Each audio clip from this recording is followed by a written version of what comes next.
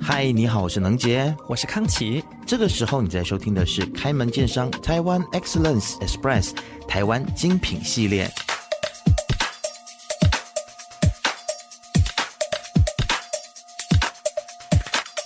这是 BFM 财经和台湾精品合作的系列节目。台湾精品台湾 Excellence 代表着 Made in Taiwan， 是台湾产业设计制造的最高荣誉。台湾精品会评选出具有创新价值的产品，希望为所有人的生活带来更美好的体验，就像台湾精品的中文品牌标语一样，创新台湾，精彩世界。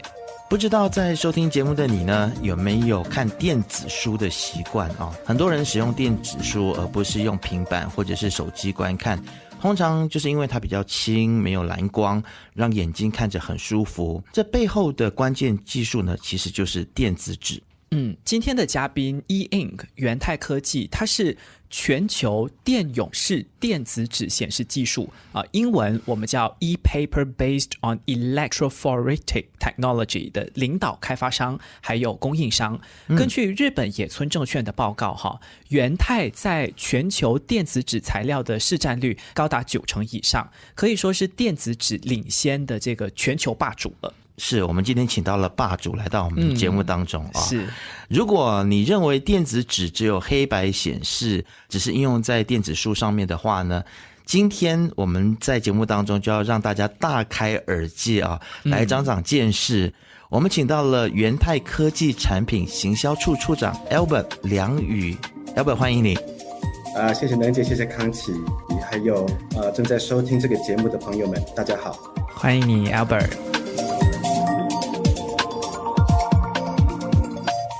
很多人可能不太知道什么是电子纸为什么说它比较不伤眼睛呢？是不是先让 Albert 来先带我们了解一下？好呀，电子纸这个东西其实很多人把它叫做电子墨水屏。那为什么它叫做电子纸？它其实在整个 viewing experience， 我们叫做这个视觉的感受上，跟一般的纸是相同的那换句话说呢，就是在你黑暗的地方，其实你是看不到上面的屏幕的。那么只有在光亮的地方才看得到，这个是不是跟你的纸非常像呢？那但是它还有一件事情是，它其实比一般的纸还要更强。那强在哪里呢？当它跟所有其他的电子元件跟这个 TFT 还有这些通讯系统接在一起的时候，它可以不断的在刷新就是您想要看什么呢，它就显示给您看。那一般的纸是不一样的，一般的纸呢，大部分都是一次性的使用，用完了就必须把它丢掉了，然后造成很多的浪费。是 Albert， 其实有不少的这个研究机构，他们的分析结果是显示说电子纸的应用呢，它已经进入一个越来越广泛的一个阶段了。就是说可能我们知道的不知道的一些地方都已经有使用这个电子纸。那么是不是说除了你提到的，还有我们刚才开场有问各位听众的，就是说有没有在使用这个电子书或者电子阅读器，是不是说除了这个领域，其他的一些我们不知道的领域也开始有投入电子纸的使用？那么它的具体的好处到底是什么呢？那这个就要回到电子纸的历史了。其实电子纸的原生呢是从美国的 MIT Media Lab 出来的那经过很多年不断的研究，当然也在2021年底的时候，通过国际检测大厂德国莱茵 TÜV Rheinland， 他们用科学的方法去证实了电子纸是最像纸的一种显示技术。那通过他们什么样科学方法呢？它是从2大层面，一个是阅读的舒适度，那另外一个是对眼睛的安全性。所以这些都是有科学的根据的。那我们再讲到大家刚刚提到的这个电子书阅读器那么在2004年的时候，索尼它提出了第一个电子阅读器。那么在2007年的时候，亚马逊 Amazon Kindle 的第一版出现了。那么在这之后的每一年，基本上都是1000万台的这个电子书阅读器在市场上流窜。好，那么这个是过去的历史。那么在现在呢，五花八门的各种不同应用出现了。第一个，我们说电子阅读器在阅读的时候，它看起来是纸的样子。那纸呢，它必须要能写，所以我们现在搭上了笔。那搭上了笔之后，它就变成我们把它叫做 E-Note。那这个 E-Note 可以用在哪里呢？它不但能写，它写呢，我们现在推广的方向是智慧教育。那么在过去的这几年 COVID-19 的这个肆虐的期间，大家开始很多线上读书、线上上课，尤其学生。那当然这个也促使了智慧教育的形成，加速形成那所有的这个软硬设备啦，或者是这个整个平台都开始建制完成。那么学生呢，现在可以使用电子书阅读器，应该说加了笔，叫做 eNote， 当做一个媒介，可以跟这些平台做沟通，可以得到这个及时的老师的反馈，或者是答题的回馈。那还有一个好处是，因为它不伤眼，我们刚刚讨论到，它就像纸一样，它不伤眼。那么我们也都知道，我们花多少时间每天在荧幕前面，大家都对这个眼睛的伤害很有感受。所以这个长期的阅读下面，长期使用在阅读上面，它对眼睛是非常舒适的。那第二呢，这种 eNote， 如果我们把它用在 B2B 的环境里面，商业环境里面，那当然有许多的重复列印、重复的签名，举例像银行，举例像医院，甚至保险，在这个上面使用的话呢，它直接在上面签署之后，它就变成一个直接即时数位化的一种载具。那么对这些使用的单位来说呢，它就省去了这个重新再签在纸上啦，然后再把它输入键入电脑啦，甚至把这个纸本的存档啦，这都是对他们资源的耗费。最近还有一个我们把这个你想想看，把电子阅读器扩大了，变成了我们把它叫做电子纸看板。OK。电子公交站牌最近是非常火红的。那第一个它的好处是它不需要挖马路，它就直接利用太阳能，不需要接电线，利用太阳能，它就是一个再生能源。它这个对环境是非常友善的。那么在这个整个运作当中呢，它建制的整个过程其实只需要挖个洞，把这个公交站牌埋进去，大概就30分钟解决了。不像过去呢，我们如果要在路边建制一个大型的看板，我们可能需要跟这个电力公司申请电、挖马路，造成我们住家民众的困扰。据我们所知这个从申请电力到建制好，通常这个说不定都要花个大半年。OK。 哇，所以这样子听下来的话，电子纸它在应用上面真的是越来越广泛了，然后在这个环保的这件事情上面也有所贡献啊。那我想要问一个小白的问题啊 Albert， 像电子纸你刚才说它可以兼具这个签署的功能嘛，现在比如说我们在一般的平板的荧幕上面签署的话，那个字迹很像没有办法达到跟我们原本的字迹比较相近的情况，那电子纸是不是会好一些呢？还是其实跟我们一般的显示器也差不多在签署的部分？这个就是回到了其他的技术面上了。这个在你签署的时候，当然这个就是靠软体去辨识你的字迹长什么样子。那但是呢，电子纸有一个好处，这个我们用一般平板来说吧，平板呢上面它会有一层玻璃，所以呢你的笔尖、你的下笔的地方到这个字显现出来的地方中间是有一个距离的。对，我们称它叫做 parallax，它是一个视差的效果。所以感觉你下笔的地方跟这个字出现的地方好像是有一个差距，你会感觉不舒适。是很不像写在纸上面。没错没错。那电子纸有这个好处，就是它没有这个视差的这个距离在上面，让它感觉就是你下笔的地方就是你的字出现的地方，所以你的感受跟写在纸上非常非常的接近。是。Okay. Albert， 听你这样子来形容你的这个电子纸这个产品就是公交站牌也用得到，然后可能写字也不会有什么太大的误差等等的，那是不是说未来就有这个可能性，这个有辐射的啦，然后又需要耗电的啦，这种电子显示器它可能就会被电子纸给取代了？我在这里需要跟大家做一个说明，大家可能对电子纸有很多的误会误解。在过去这么几年当中，那我们发现了，其实电子纸从来就不是为了取代一般的屏幕，或者是 LCD， 或者是其他的这种自发光性的荧幕。其实这两种的，应该是说这些自发光型的跟这个电子纸这个非自发光型、反射型，它们各有各的市场。因为第一个它的显示原理不同，第二个它能够呈现的感受也不一样。电子纸的目标其实是希望能够取代一次性的用纸。所以对这个环境的 ecosystem 来讲，它是非常的友善的。我们做过很多的研究，您可以想想看，如果我们可以多用数位内容，又可以让你使用的像一般的纸本书籍一样，那你是不是会去使用它？一个阅读器里面，它可以承载着上万本的电子书内容，让你随时可以携带，随时可以阅读。那么第二呢，我们取代纸呢，我们从省电的角度来看吧。电子纸它只有在转换画面的时候才需要用电，其他在维持它的萤幕是不需要用电。那所以那回到我们刚刚讨论的，很多把它拿来当做公交站牌，我们直接使用再生能源就可以让它驱动它，所以它非常适合放在各种不同的地方，而且它不受电线的限制。了解了。好，所以这样子听下来呢，我们就知道说它不是取代或者是跟其他的这个电子的显示器来做一个抗衡或者是较量的，反而是要取代我们传统的用纸的这样子的一个习惯啊。是。好，那接下来呢，其实我们来谈到电子纸在物联网发展上面啊，我们也看到说，其实因为物联网真的是我们说万物联网嘛，对不对？然后发展的也非常的快，不管是在通讯、在运输，每一个层面、每一个行业里面，其实大家都在聊物联网的部分啊。那么，其实元太的电子纸到底在物联网的这个部分，它会扮演一个怎么样子的角色呢？电子纸，我们刚刚讨论电子纸是一个非常省电的环保型的人机界面。那么从这个角度来讨论物联网的话呢，我们会说这个未来的绿色物联网装置是一个非常重要的一个环节。当然根据很多的报道，再过几年，每年大概就有好几百亿个这个物联网装置现在世界上流窜。那么假如这些物联网装置都需要用电，那么是不是全世界的电永远都不够？那么我们如何能够维持这个地球的健康？所以电子纸在这个角色上面，它代表的是一个环保型、永续型的人机界面。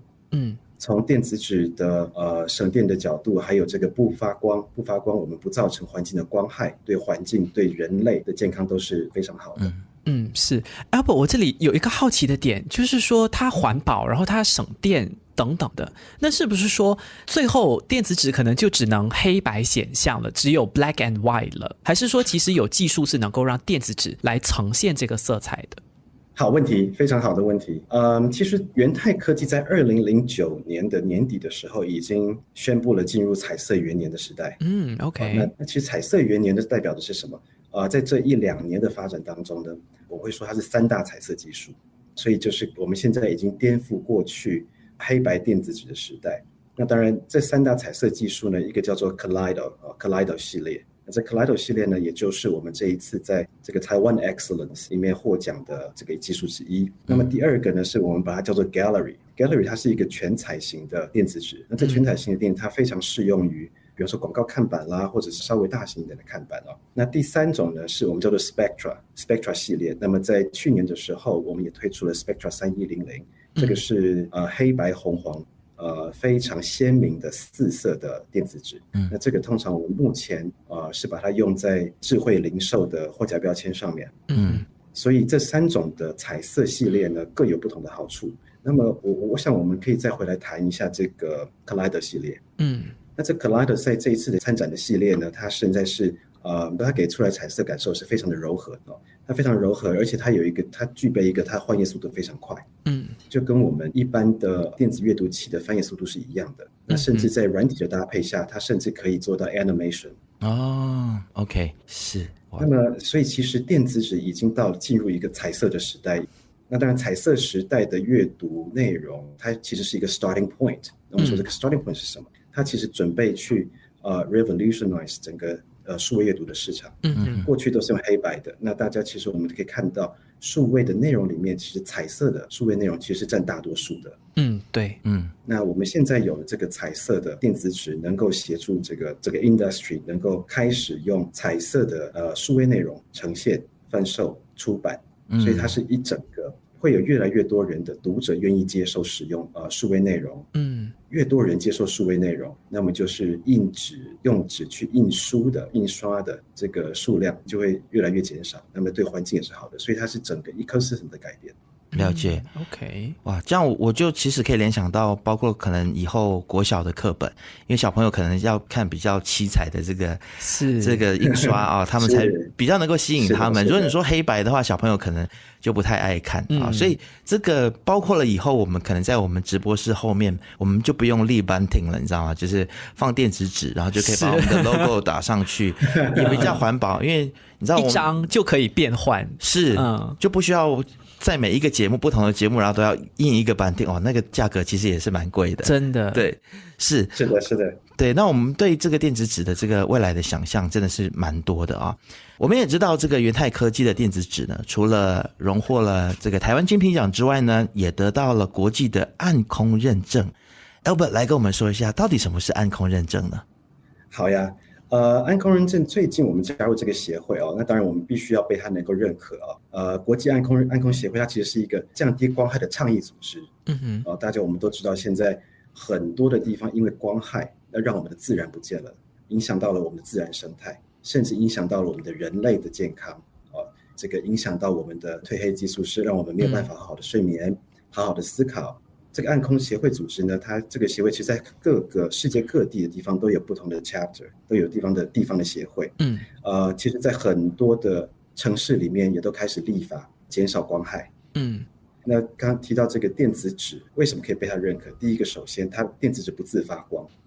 那不自发光的好处是，第一个，它不会影响，它不会有多余的光害来伤害这个我们的环境，这是第一个要素。那第二个要素是，其实我们可以看到，大家不停的在讲智慧城市，刚刚您提到的物联网装置。那当我们现在看到的这个智慧城市的转变呢，每一个城市都在做，每一个城市也都在努力。那可是在很多的时候，我们刚才看到，在这个努力的状况下，结果发现了有过多的发亮型的屏幕在被使用，造成了非常多的电力消耗，非常多的这个光害的产生。所以从这个角度来思考的话，那安空协会呢，他们认为电子只是目前唯一的一个人机界面，它可以协助这个智慧城市的发展，那又能够兼顾环保。是讲到环保的这个部分，其实就是说这个降低光害算是一个很好的一个发想，因为就是说可能以后我们在城市当中啦，也能够重新的看见星星啦之类的。可是环保还有另外一个部分，就是永续发展的层面上有减碳的行动。那么可能就要考元泰了。那元泰科技在于减碳的部分有没有什么具体的努力呢？从这个减碳 ESG 角度来看元泰我们认为这个电子纸本身就是一个环保的技术，就是一个永续的技术。所以我们在这个方面也当然这个加大力道我们要让这个希望能够让电子纸能够被世界上都能接受，更多的人去使用它。那从这个公司的战略上面来看呢，我们现在将这个不但将这个环境永续的理念不断持续的深化，而且不在公司内部，而且一直在外部都在不断的深化。而且公司也承诺在2030年的时候用 100% 的再生能源，所以这是2100，我们在2030要达到2100。那么在2040的时候，我们希望能够得到net zero， 这是公司对全球的承诺。那所以在研发上面的角度呢，不管是从彩色从颜色上面的设计技术的发展，或者是从整个产品的制造从产品设计不管的应用，全部都是以 ESG 的原则当做最高的指标。所以我们现在那么都讲了这么多，那当然我们最近也得到这个很多的一些奖项就是能够让这个世界其实看得出来，这个我们元泰正在努力。那我们也而且甚至说到这个，我们都已经有这个承诺，那我们就朝这条努力。基本上电子纸元泰的电子纸的这个技术呢，如果大家广泛的去使用的话，它就是能够帮助我们在节能减碳这件事情上面去做更多的努力啊。是那我想要跟 Albert 这边来挖一个内幕就是今年美国消费电子展 CES 它有一个很酷的新闻，就是 BMW 推出了可以变色的新能源概念车 iX Flow。你们听说这个变色魔法运用的就是你们家元泰电子纸的技术可不可以来跟我们聊一下这个部分呢？OK， 好的。其实我必须还是要跟大家说明一下，在这个合作上面呢，当然这个电子纸贴附在表面，这个确实是元泰的电子纸，但是在真正的功力其实是 BMW 的设计功力。OK。那么在这个我们跟他们的合作上面是由元泰来提供电子纸的材料，那么教他们如何的去使用它，那怎么样能够达到最好的效果。那但是在每一个切割或者设计如何贴附整个车体都好看，这个倒是 BMW 的功力所在。但其实在这个新能源车和元泰的整个从战略的角度来看的话，都是希望能够这个我们刚刚提到的 ESG 的走向，所以在这个地方我们是不遗余力的在合作。那么在刚才从功能面来看的话，这一个他们所使用的电子纸呢，它是一个软性的电子纸。那这个软性电子纸什么意思呢？它可以非常的适合贴在任何不是平面的表面。这个想象空间就非常大了。是我们可以贴在建筑上，我们可以贴在任何的物品上即使是圆的柱子我们也是可以贴的。是，这个真的是它又有颜色，然后又是软的材质，就是一个很酷炫的一个工具。我相信那是不是说以后除了像现在有 BMW 的概念车，那以后就是飞机啦或者是列车火车这种交通工具上面也可以用电子纸这个元素呢？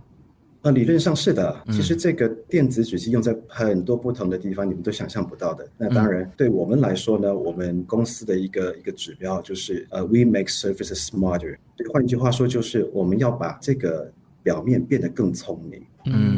可以，它可以应用在更多的不同的场域里头。是可以的，可以的。那这个任何一个表面都有机会应用到电子纸。是，那除了我们刚才所说的交通工具汽车 BMW 可能未来可能波音也使用了。那除了这个部分的之外呢，在这个元泰科技所提供的这个电子纸技术，是否还有一些比较厉害的这些企业或者是公司已经应用了呢？来说出来吓吓我们。吓吓你们倒也不敢说了。其实大家比较知名的几个品牌的话，那刚刚我们提到一开始是个索尼嘛，是索尼有在使用，那么还有 Amazon Kindle， 那么再来大家所熟悉的笔电的品牌Lenovo 联想。OK。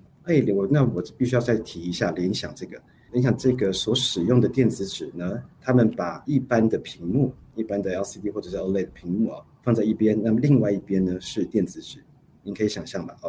所以换句话说，在同一个装置上面有了2个最尖端的这个屏幕技术。是为什么可以放在一起呢？我们并没有互相取代，而是他们互相的支援对方。所以他们是好朋友。那么再来。从阅读器的角度，大家比较熟知的还有 Kobo， 对，乐天 Kobo， 上个月底所发布的华为，也都在使用电子纸。OK， 就是很多电子产品都开始使用电子纸，我发现。对，而且像 Albert 讲的，他们是一个相辅相成的，像笔电又有这个一般的这个萤幕，然后又有电子纸，是相辅相成的一个状况。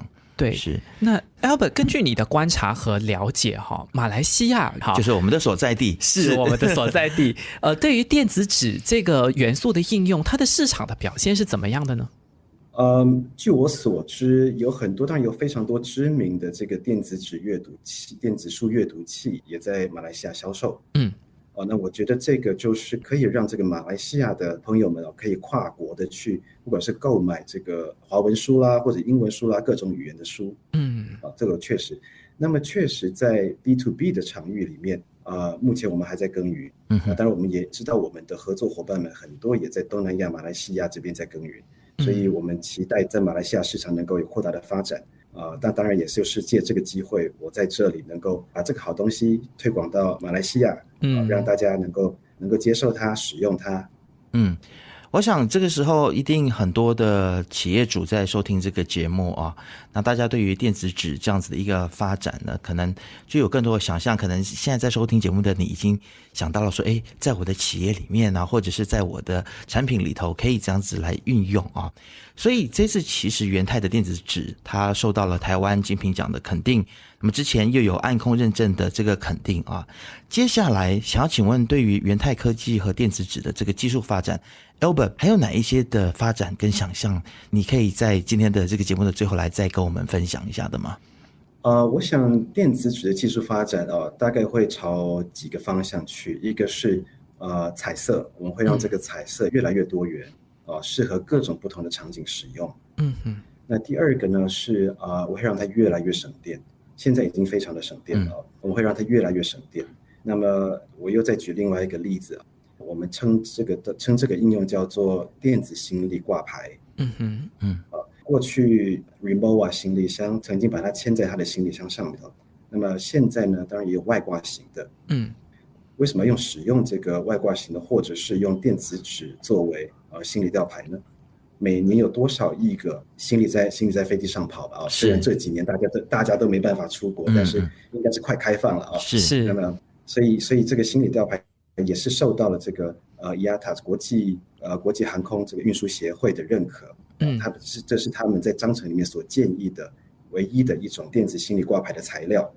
因为它非常的省电，它在更换画面的时候，它完全不需要电池，它直接用你的手机的 NFC 功能，它就可以直接换画面。这个我们听它叫做无源或叫做无电池应用。这个是一个非常省电的应用。那么所以对元泰科技的技术发展来讲，我们会希望它能够越来越省电。第三呢，我们会希望它能够越来越薄，越来越软，它可以贴附在任何的表面，可以使用在任何的地方。即使是使用在我们一般的消费型的装置上面，它也因为它很薄很轻，对这个消费者也是一个对他们的携带也是方便的。那甚至有一天可以把它折叠，就像我们这个折叠手机一样，未来也会有折叠的电子书阅读器。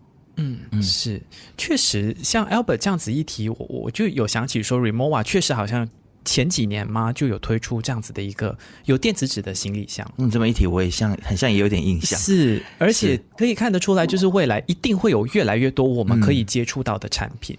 对。今天非常感谢 Albert 来到我们开门见山的节目当中，跟我们分享了。我觉得今天讲的不只是电子纸而已，我觉得是对未来世界的一个想象。对，它是更加的环保，更加的七彩绚烂的一个未来可是同时又更加的省电，然后减少光害的。对，然后也可以让我们在未来的日子里面，可能我们还是拥有各种各样的，比如说广告的影像，但是它不至于造成太大的光害。是，好，是的，是的。